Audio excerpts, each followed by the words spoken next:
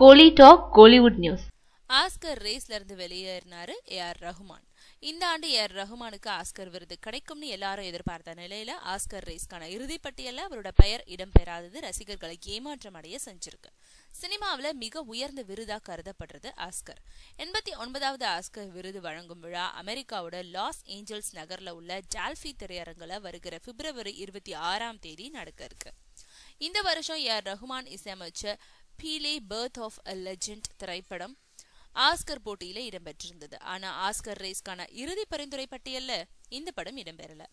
அதனால ஆஸ்கர் விருது பெறும் வாய்ப்பை ரஹ்மான் இழந்திருக்காரு. ஸ்லம் டாக் மில்லியனியர் படத்துக்காக ஏற்கனவே 2 ஆஸ்கர் விருதுகளை வென்றிருந்த ரஹ்மானுக்கு இந்த ஆண்டு மீண்டும் விருது கிடைக்கும்னு எதிர்பார்த்த நிலையில அவரோட பெயர் இடம்பெறாதது ரசிகர்களிடையே பெரும் ஏமாற்றத்தை ஏற்படுத்தியிருக்கு.